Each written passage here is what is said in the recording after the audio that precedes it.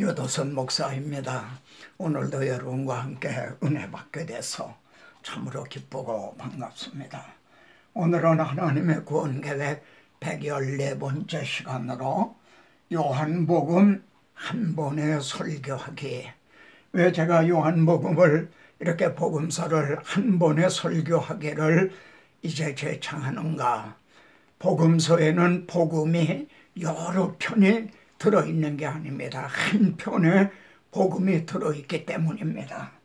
그래서 제가 목사님들에게 성경 66권을 각 권을 한 번에 설교하기를 한번 도전해보라, 이런 걸 부탁을 드립니다. 제가 펴낸 성경 66권 각 권 한 번에 설교하기를 참고하시면 도움이 될 것입니다. 요한복음은 기록 목적을 아주 분명히 밝히고 있습니다. 역시 두 주제입니다. 예수님이 누구신가? 우리를 위해서 무엇을 행해 주셨는가?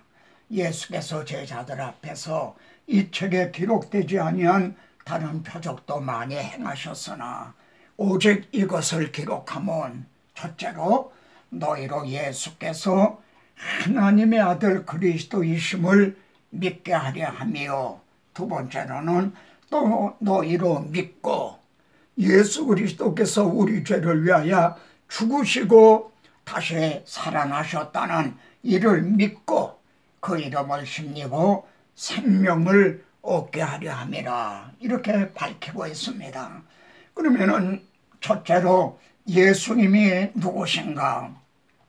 태초에 말씀이 계시니라, 말씀은 곧 하나님이시니라 합니다. 그리고 이 말씀이 육신을 입고 오셔서 우리 가운데 거하심에 우리가 그 영광을 보니 아버지의 독생자의 영광이요 라고 증언합니다. 본래 하나님을 본 사람이 없으되 아버지 품속에 있는 독생하신 하나님이 나타나셨느니라. 다시 말하면 볼 수 없는 하나님을 볼 수 있게 나타나셨다는 겁니다. 그래서 임마누엘이라 하리라 한 것입니다. 이처럼 놀라운 엄청난 이 사실은요, 독생하신 하나님께서 나타나셨다는 이 사실은 예언의 성취였습니다. 하나님이 벌써 이사야 선지자를 통해서요, 하나님가 우리에게 낳고 하나들을 우리에게 주신 바 되었는데 그분이 누군가? 그 이름은 전능하신 하나님이라, 영존하신 아버지라, 평강의 왕이라 할 것임이라. 미가서에서도요, 베들레헴에서 이스라엘 다스릴 자가 나타날 것이라, 이렇게 예언이 되어 있습니다. 그런데 그분은 베들레헴 사람이 아니다. 그분의 근본은 상고에 영원에 있나니라, 이렇게 증언합니다. 요한복음은 예수가 누구신가를 증언하는데 아주 강조점을 두고 있습니다. 사마리아 여인에게요, 주님의 물 좀 달라 그러셨죠. 내게 물 좀 달라 하는 이가 누구인 줄 알았더라면 내가 그에게 구하였을 것이요, 그가 생수를 내게 주었으리라 하십니다. 38년 된 병자에게 말이죠, 너에게 자리를 들고 걸어가라 한 그 사람이 누구냐? 이렇게 묻습니다. 이제 소경되었다가 눈이 뜬 사람, 그 사람이 네 눈을 뜨게 하였으니 너는 그를 어떠한 사람이라 하느냐? 우리 주님이 인자가 들려야 하리라, 모세에서 광야가 뱀을 든 것 같이 인자도 들려야 하리라 하니까 너는 어찌하여 인자가 들려야 하리라 하느냐? 이 인자는 누구냐 합니다. 이러한 전능하신 하나님께서 우리를 위해서 무엇을 행해 주셨습니까? 요한은요, 세례 요한은 보라, 세상 죄를 지고 가는 하나님의 어린 양이로다 라고 증언합니다. 어떻게 하나님의 아들 그리스도를 어린 양이라고 증언하는가? 이거는 요한복음에 유일합니다. 어디에 근거해서 이렇게 증언하고 있는가? 레위기 16장에 보면요, 아론은 염소의 머리에 안수해서 이스라엘의 모든 죄를 그에게 담당시키라 이거예요. 그리고 모든 죄를 아뢰고 광야로 보낼지니라. 그러면 이스라엘의 모든 죄를 지고 광야로 끝없이 가다가 멀리 가다가 아마 사라질 겁니다. 죽을 것입니다. 이에 근거해서 보라, 세상 죄를 지고 가는 하나님의 어린 양이로다라고 증언합니다. 얼마나 확실합니까? 말씀이 육신이 되신 주님은요, 내 살을 먹어라, 내 피를 마시라 하십니다. 그런데 하나님은요, 아무도 피를 먹지 말라고 여러 번이나 언급하셨죠. 왜 이렇게 하셨나요? 누가 주의 마음을 알아서 주를 가르치겠느냐? 하나님은요, 내가 이 피를 너희에게 주어 속죄하게 하였나니 그래서 먹지 말라고 그런 거다. 피를 마음대로 먹고 천하게 흔하게 굴리게 되면은 이 피의 소중함을 모르게 될 테니까 내가 이 피를 너희에게 주어 속죄하게 하였나니, 이 피는, 하나님의 주시려는 피는 황소나 염소의 피가 아니었습니다. 그 피로는 죄가 사해지지가 않기 때문입니다. 그래서 이 생명이 피에 있으므로 피가 죄를 속하느니라 하십니다. 주님은요, 내 피를 마시지 않으면 너희 속에 생명이 없나니라 하십니다. 십자가 복음을 받아 먹으라는 말씀입니다. 그러므로 6장에는요, 하늘에서 내려왔다는 점이 이렇게 강조되어 있습니다. 내가 하늘에서 내려온 것은 이는 하늘에서 내려온 떡이니, 나는 하늘에서 내려온 살아있는 떡이니 사람이 이 떡을 먹으면 영생하리라. 이것은 하늘에서 내려온 떡이니, 이처럼 거듭거듭 하늘에서 내려오셨다는 점을 강조합니다.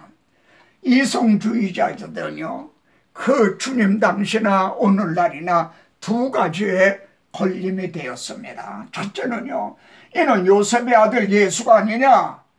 그 부모를 우리가 아는데 자기가 지금 어찌하여 하늘에서 내려왔다 하느냐? 오늘날도 그럽니다. 주님의 신성을 부인하는 신학자들이 있습니다. 두 번째는요, 그러므로 유대인들이 서로 다투어 이르되 이 사람이 어찌 능히 자기 살을 우리에게 주어 먹게 하겠느냐? 여기에 오늘날도 걸림이 되는 자들이 있습니다. 주님은요, 이전에 있던 곳으로 올라가는 것을 본다면 어떻게 하겠느냐? 주님은 하늘에서 내려오신 대로 다시 하늘로 올라가셨습니다. 그래도 믿지 못할 것입니까? 요한복음은 때에 초점을 맞추고 있습니다. 이 점을 주목해 보시기 바랍니다. 가나 혼인잔치에서 마리아가 포도주가 떨어졌다 그랬어요. 그때 주님은요, 내가 나와 무슨 상관이 있나이까?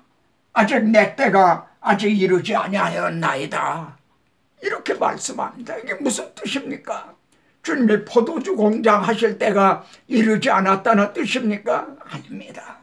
최후만 잔때 잔을 가지고 이 포도주를 마셔라, 이게 내 피다 하실 때가 아직 이르지 않았다는 겁니다.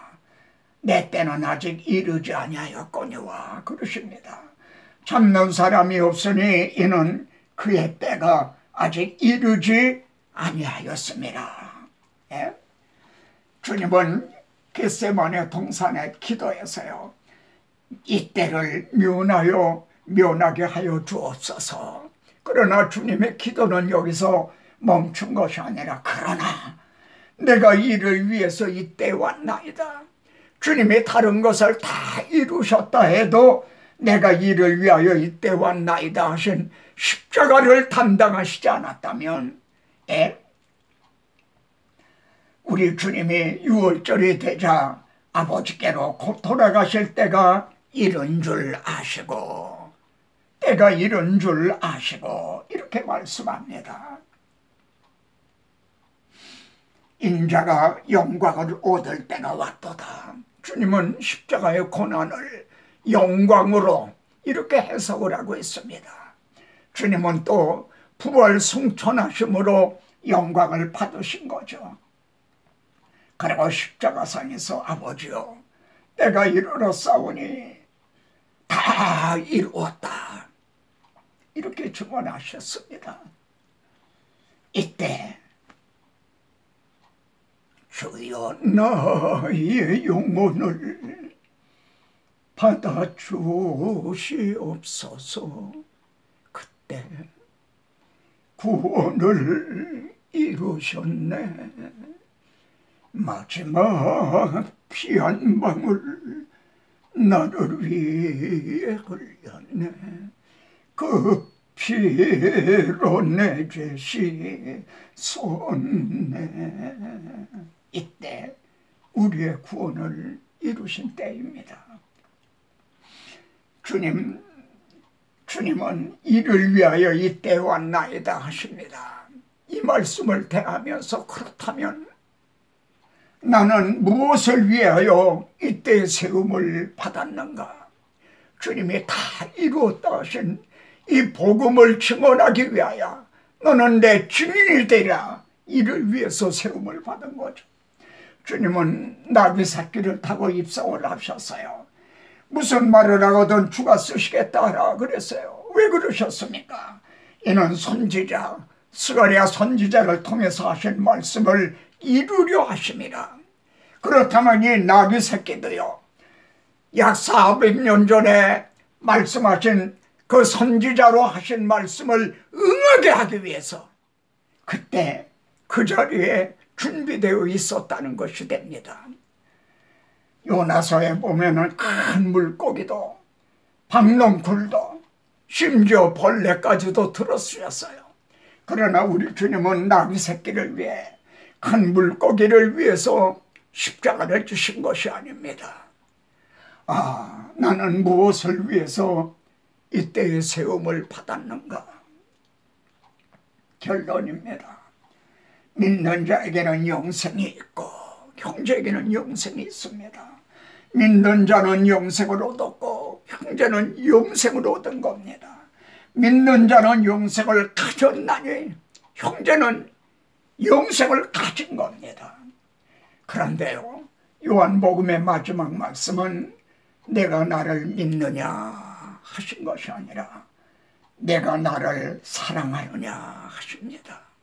사랑에 대한 보답은 사랑입니다. 그리고 요한복음은 너는 나를 따르라, 너는 나를 따르라, 십자가를 지고 나를 따르라, 이렇게 마치고 있습니다. 너는 나를 따르라. 다음 시간에 뵙겠습니다.